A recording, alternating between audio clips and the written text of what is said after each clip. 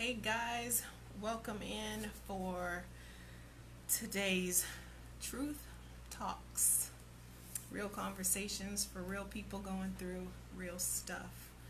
And today I want to have a leadership conversation.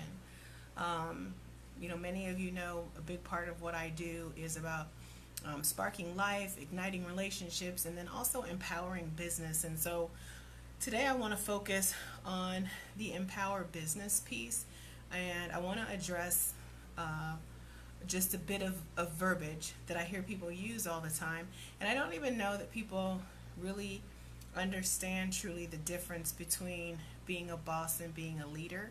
I was in executive management for 30 plus years, oversaw 60, 80 employees at a time, multiple locations, and I would have never been able to be successful at that if I'd had the mindset that I need to be the boss. Now, when I went into corporate and I was initially climbing the ladder, and I was in those entry-level positions, I thought, yes, it's going to be cool. I can't wait till I'm the boss. But once I understood the difference between a leader and a boss, I was like, I don't ever want you to call me your boss again. In fact, I would offended if my team introduced me to their significant others, their families, their friends as their boss. It was highly offensive to me, and I'm going to share with you guys 6 key points and 6 key differences. Hey D, what's going on? What's up, Raymond?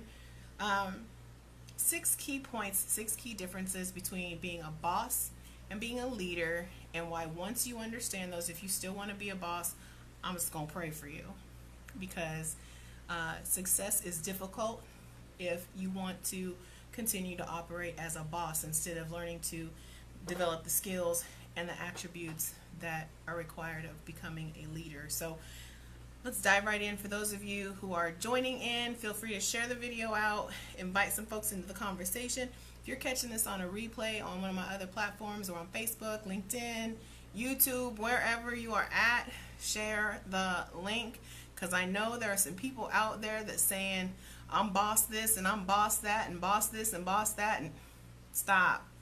Understand the difference and understand that the words that you use are indicative of how you show up to the world. And so if you show up to the world with a boss mentality versus a leadership mentality, there is a significant difference between the two. So that's the empower business conversation that I want to have with you guys today. Welcome in. My name is Marci Batiste. I am the ultimate power coach, your ultimate power coach, America's #1 reality-based success and recovery trainer. And I'm so glad you're here. My job is to help you get over your stumbling blocks, take 100% ownership over your life, your relationships, and your business, and the words you use to define yourself in the marketplace are key to how you show up and how empowered your business can become. So let's dive into that conversation today. The very first thing, you guys may have seen me post this in the past. This is a big thing for me, is that bosses create followers and leaders develop leaders. I want to say that again. Bosses create followers, leaders develop other leaders. And this is a fundamental difference between the mindset of the boss and the mindset of the leader. There's a significant difference between the results of a boss and the results of a leader, as well as the loyalty of your team.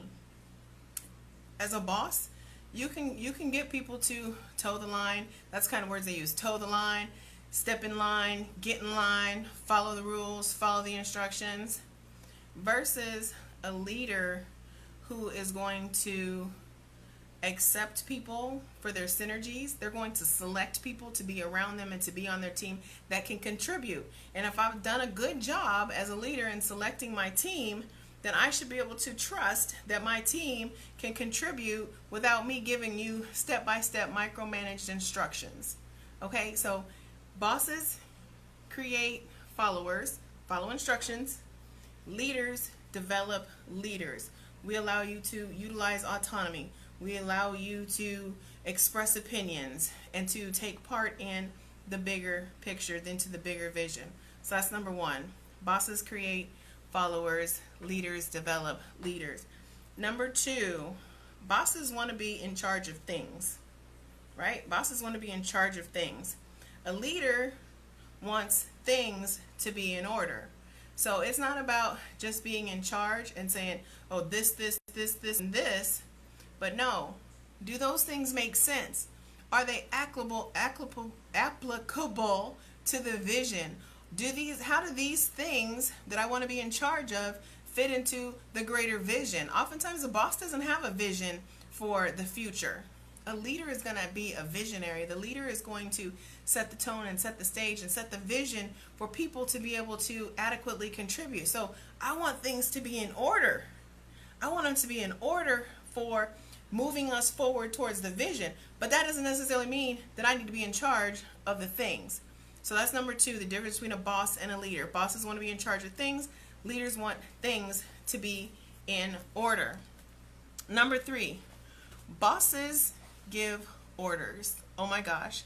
I used to have a supervisor that was the worst micromanager on the planet. She was horrible to deal with, and she did not have any loyalty from her team, and she was constantly wanting to bark orders at people. And so what happens when you do that as a boss and you're an order giver, then you have people following, because you've created followers that are doing things without understanding why they're doing them. And so versus a leader who says, this is the vision, this is where we're going, this is the direction we're headed, this is some ways that I see that we can get there. But then you allow the people with the feet on the ground, the cheeks in the seats, to be able to say, you know what? I understand our vision. What if we tried this? I understand where we're taking the organization. I think if we did this, we could save on expenses. If we did this, we could increase productivity. Because you see, those are the people, and I don't know how many of you guys watch Undercover Boss, right? But it's the bosses, when they get in the trenches, they're stuck. They can't do their jobs. And there was one episode in particular where the boss, and I forget what company it was, but the boss had set forth, okay, we're going to save on expenses by not turning air conditioning on until 2 p.m. in the afternoon. They had a warehouse in Phoenix, Arizona. Their employees were literally dying of heat exhaustion. And so when he came out to do his thing, he's like, why in the hell is it so hot in here? Like, did we pay the air conditioning bill? And they're like, well, somebody from corporate decided, some genius from corporate decided, we're not going to turn the air conditioning on until 2 o'clock. He's like, oh, damn. And so those are the kinds of things, guys, when you have a vision and you share that vision with the team, then the team can tell you, okay, this plan is working. This one is not working at all. This one can be tweaked. These are some things that we can do too. And if you're a great leader and you share that vision and you build out that vision, the team is going to buy in. And when you allow them to have some autonomy, guess what? They feel a part of it. They feel included in it. Versus a boss just directing orders. They don't know why the hell they're doing stuff, and they're just like, well, whatever. I'm gonna do it just because that's what, my boss said do. Versus a leader who's created a vision for the team, and the team can say, no, I'm doing this because of this. This is where we're headed. This is where we're going. I'm all in for this. Big difference in the results. And when we're talking about that 100% responsibility, right? We're talking about that empower business piece of what I'm so passionate about. This is the kind of stuff I'm talking about, you guys. This is the kind of stuff I'm talking about. What's the next thing? The next thing, bosses want to tell people what to think. They want to tell you what to think. Like, no, this is this and this is that, and you shouldn't question this and you shouldn't question that. You should just follow the procedures. You should just go along with the flow. And there are some things that, life or death, you have to follow procedures or people die, right? That's from A Few Good Men. If I don't do my job, then people die. Okay, so there are instances when that's appropriate, But when we're talking about building out a corporation, building out an organization, a leader is going to give their team the tools that they need to be able to think picture. Because see, they've already shared the vision. The team knows the vision. The team understands, like, my leader is helping me become a better leader. I'm preparing myself for my next step. And if I follow this vision and I follow this individual's direction, then I can get there. I can do bigger things. I'm learning skills, and I'm building tools in my arsenal to do more, to be more, and to be better. Versus a boss who's just telling you what you should think and how you should feel about it. That's not productive to growth. That's not productive to the overall unity of the team. There's no cohesiveness there. And I'm telling you guys, these are real, true lessons that I learned climbing the corporate ladder. When I got into corporate America, I was a switchboard operator, you guys. A part-time switchboard operator. I made $4.75, maybe $5. I think when I was hired, I made $4.75. When right after I got the job, they raised the minimum wage to like $5.25. That's when I started out in corporate. By the time I left, I was a six-figure earner in executive management, doing strategic planning, disaster contingency, managing a team, and then coming to Arizona and opening up an entire bank in a brand new market. Could I have got there as a boss? With a boss mentality? Hell no. Nope, nope, nope, nope, nope, nope, nope, nope, nope. But thank goodness I had people in my life, I had mentors that I was watching, and they taught me, Marci, you don't need to be a boss. You need to be a leader. You need to be a leader. And once I started acting like a leader, I started getting additional responsibilities. I started being able to take on more duties. I was given more authority. I was given more autonomy. Like I talk about in my newest book, The 4 Secrets to Achieving Success, the art of leveraging you. This is what happens when you learn from leaders. And so when you become a leader, you can achieve success. You learn to leverage you, being service oriented. That's what it's all about. But you have to have that leadership mentality. You can't have, hey Joy, hey Victor, you can't have a boss mentality. I swear to you, that is one of the most offensive things one of my team members could say to me when I was in corporate was, this is my boss. No, I'm your team member. I mean, ultimately, that's how I preferred to be introduced. I'm not one for the big titles because I know that I've done my due diligence in putting together my team. And so I know that I selected you because you have certain talents and skills that are going to help us achieve the vision. You have tools and skills and talents that I don't have.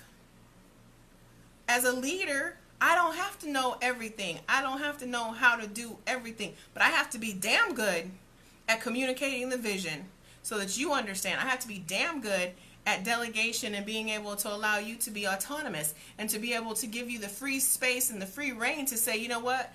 I don't think this is working. I think this would work better. Come to the table with a solution. Don't come to the table with a complaint. That was my biggest thing for my team. I'm not ever going to shoot you down if you come to me and say, hey, what about this idea? And more oftentimes than not, we'd at least try it as long as it feasibly could be done, because in corporate you do have certain constraints that you can't do at certain levels. But at every turn, when it was things that was well within our team's control, absolutely we're going to try it, because I don't know everything. That's why I have a team.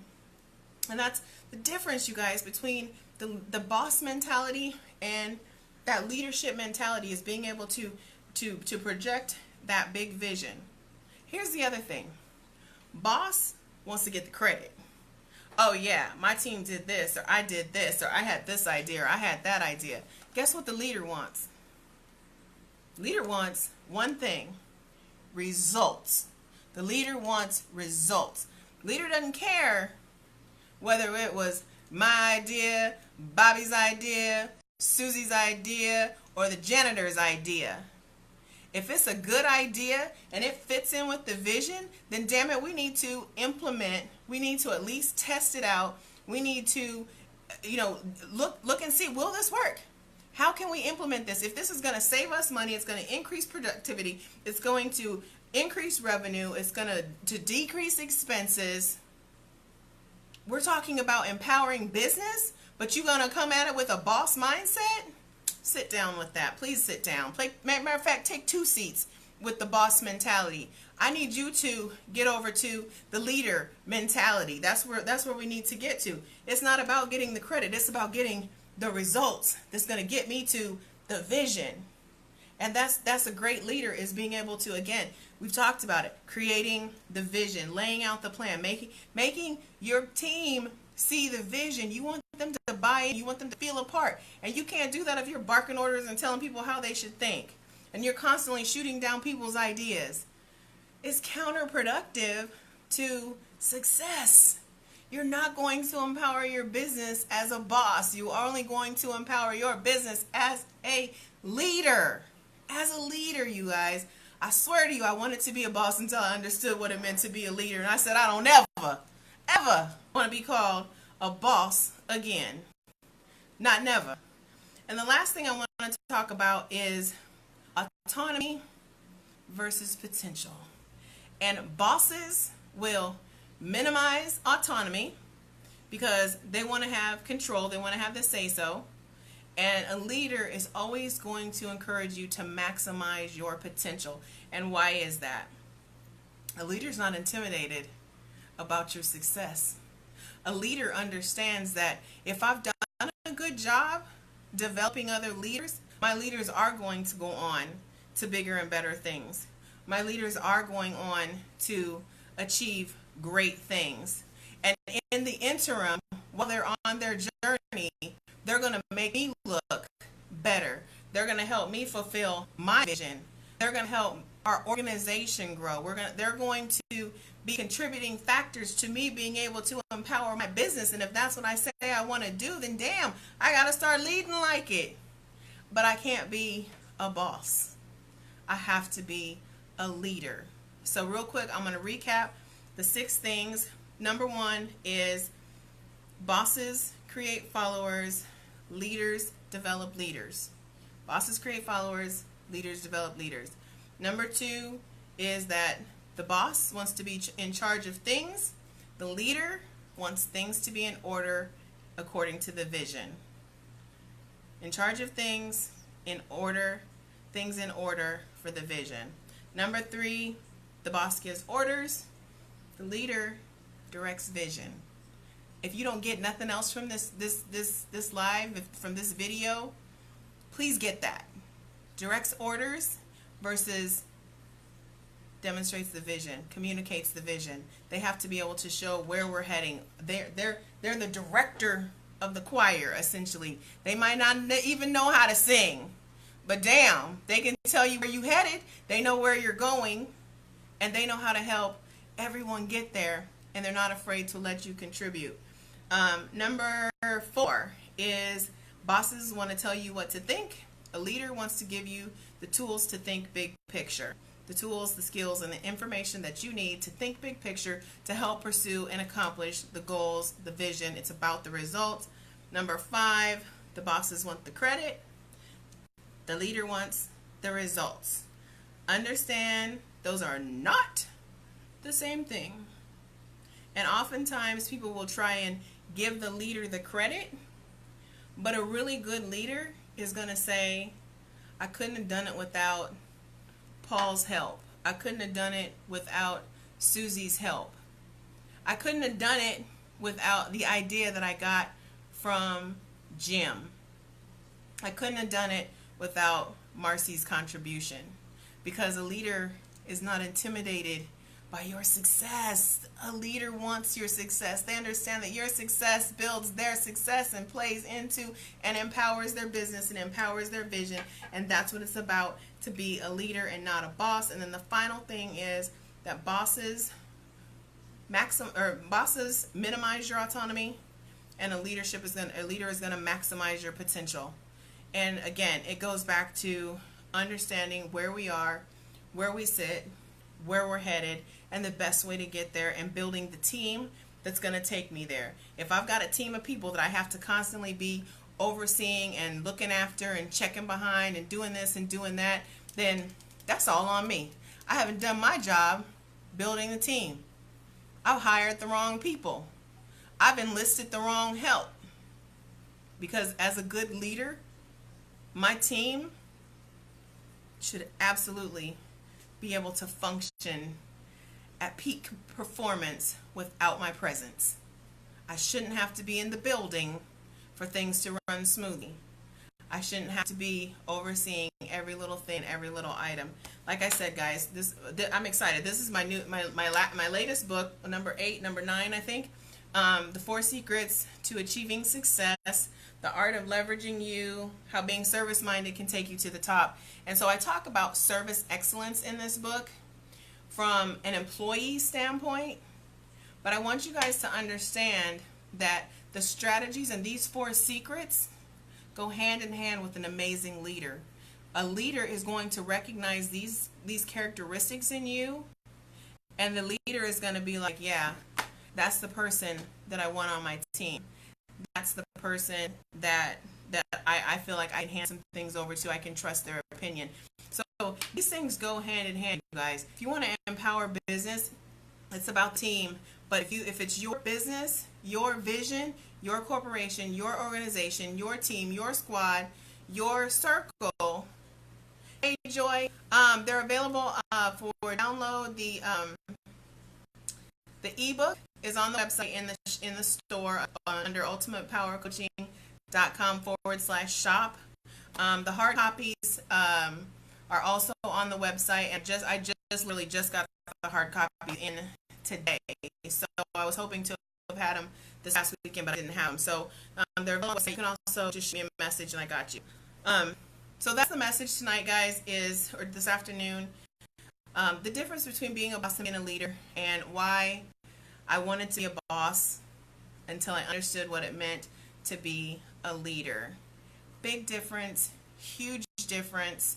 If you have questions about this, please feel free to inbox me. I'm all about sparking your life, igniting your relationships, empowering your business. And today's conversation is definitely 100%. If you listen to and follow these strategies, these leadership tools, these leadership nuggets, you will become a much better leader. You will become a leader that people can look up to, and a person that people want to model themselves after, because you'll be exhibiting the skills that they will recognize is going to get them to the next level. They'll see that. It's a fact. It's a proven fact. I went from seriously a part-time switchboard operator making $5.25 an hour when I started to the first African American vice president of consumer services for one of the largest independently owned financial institutions in the country. Did I do it by accident? No, I did it through intention, and I did it through leadership. I operated as a leader before I ever was one, because thank goodness I had a mentor that taught me these things. I had leaders ahead of me reaching back. When I tell you guys survival is a responsibility and we got to pull somebody along with us, I didn't learn this stuff on my own. I learned it because I had other leaders willing to reach out and say, Marci, you don't want to be a boss. You have leadership qualities, and this is what leadership qualities looks like. Let's start acting the part. And once I started acting the part, I learned to play the part. And once I learned to play the part, I learned to execute in excellence in leadership. And that's what it's all about if you're wanting to empower your business. You guys, again, if you have questions, feel free to inbox me. Joy had asked, where can you get the new book? The ebook is online. I think it's $5 on my website, ultimatepowercoaching.com/shop. So you can get those there. Hard copies are also in the shop. And again, guys, if you have questions, inbox me.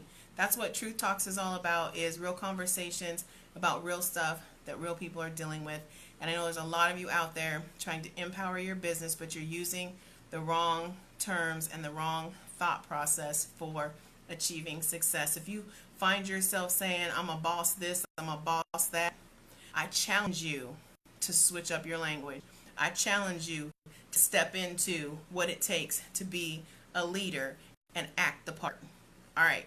That's it for me tonight, guys. From the Ultimate Power Team, thank you for joining in. Remember, share the video out. If you've missed any of the videos over the last year or so, they're all on YouTube. The link is included. There's also a link to the website, and you just click on shop page, because I think it goes to Power Surge, and you will be seeing more information about Power Surge 90-day coaching and mastermind program. I'll talk more about that tomorrow. So I'm out of here for today, guys. Enjoy the rest of your afternoon, your early evenings, wherever you are in the world, in the country, and I will catch you guys later. Have a good one.